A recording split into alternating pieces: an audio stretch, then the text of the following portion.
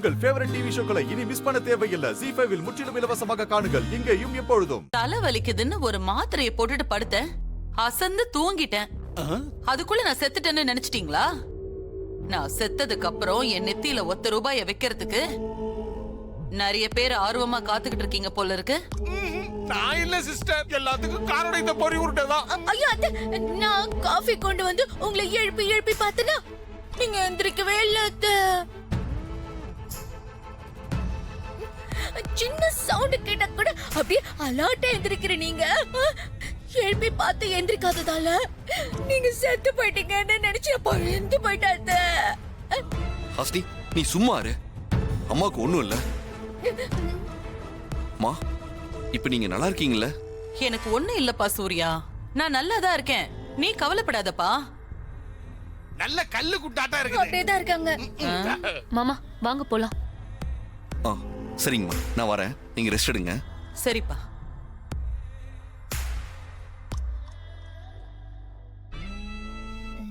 அத்த, நெத்தி காசு ₹1 நான் பத்திரமா வச்சிருக்கேன்.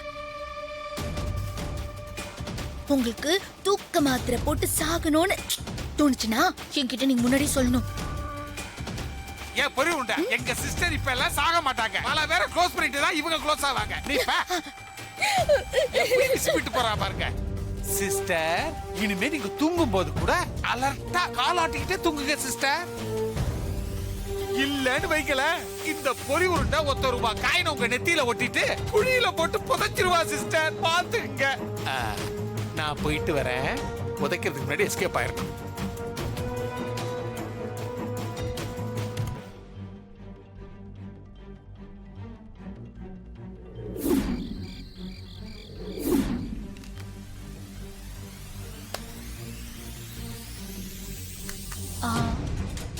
அரவிந்த் மாமா, நீங்களும் வாங்க சாப்பிடலாம். இல்ல ஸ்ரீஜா, நீங்க சாப்பிடுங்க, நான் அப்புறம் சாப்பிட்டுக்கிறேன்.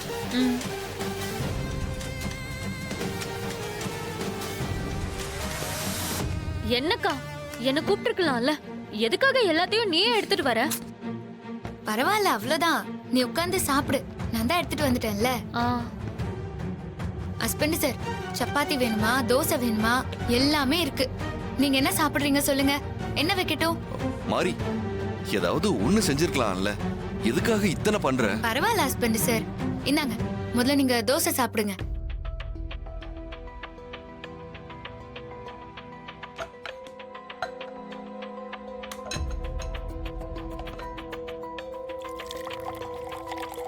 தண்ணி இங்க வச்சிருக்கேன். சரி, சாப்பிடு, நல்லா சாப்பிடு.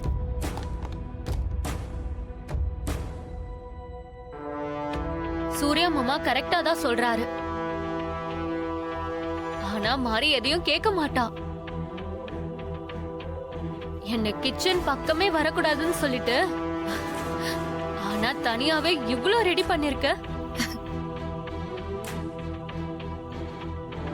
காலையில இருந்து கம்பெனில கஷ்டப்பட்டுட்டு வீட்டுல வந்து இப்படி எல்லா வேலையும் இழுத்து போட்டுக்கிட்டு கஷ்டப்படணுமா?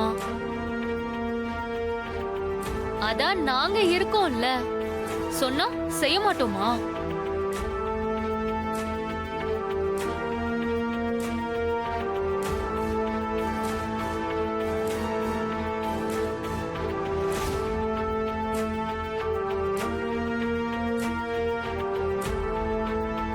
அத்த, வாங்க அத்த, சாப்பிடுங்க. அம்மா வாங்கம்மா, நீங்களும் சாப்பிடுங்க. பரவாயில்லப்பா, நீங்க சாப்பிடுங்க, நாங்க அப்புறமா சாப்பிடுறோம். சரிங்கம்மா.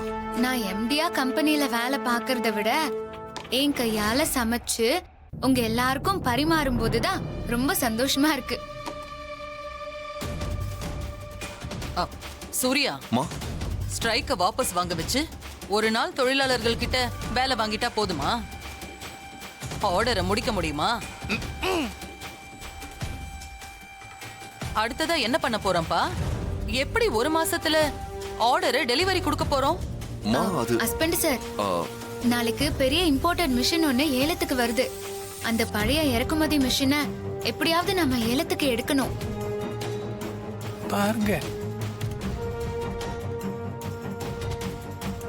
அந்த மிஷினை நம்ம ஏலத்துல எடுத்துட்டா நம்ம கம்பெனில தனி யூனிட் ஆரம்பிச்சு அதுக்கு தேவையான தொழிலாளர்களை வேலைக்கு எடுத்து ஆர்டரை முடிச்சிடலாம் ஹஸ்பண்ட் சார். மாப்ள பழைய மிஷின்ல எதுக்கு ஏலத்துல எடுத்துக்கிட்டு புதுசாவே வாங்குவோம், அப்பதான் நமக்கு கௌரவமா இருக்கும். அந்த மிஷினை ஃபாரின்ல இருந்து இம்போர்ட் பண்றதுக்கு 15 நாள் ஆகும் மாமா. ஓ அப்படியா மாப்ள, அப்ப சரி. ஆஹா, இது முறைக்க ஆரம்பிச்சிருச்சு. மிஷின் வரதுக்கே 15 நாள் ஆச்சுன்னா 30 நாள்ல எப்படி ஆர்டரை முடிக்கிறது? அதனாலதான் வெண்ணிலா கிட்ட பழைய மிஷினை பார்க்க சொல்லியிருந்தேன். வெண்ணிலாவும் தேடி பார்த்து நமக்கு தேவைப்படுற அந்த மிஷின் ஏலத்துக்கு வரத தெரிஞ்சுக்கிட்டு ஏலத்துல கலந்துக்க ஏற்பாடு பண்ணிருக்காங்க.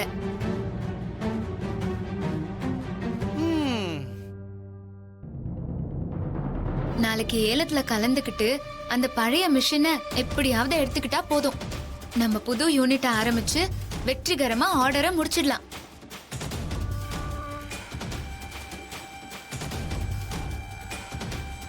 ஏய் சூப்பர் மாரி, கலக்குற.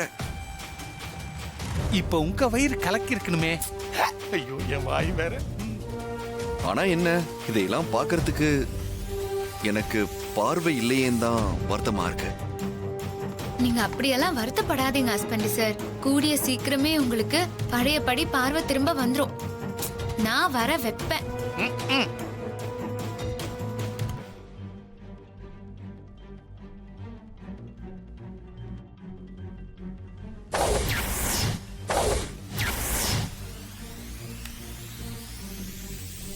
இன்னும் கொஞ்சம் போட்டுக்கிறியா? போதும் போதும்.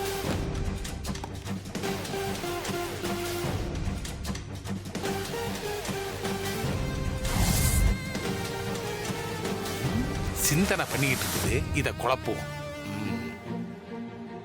மா என்ன சிஸ்டர், இங்கேயும் வந்து என்ன யோசனை பண்ணிட்டு இருக்கீங்க?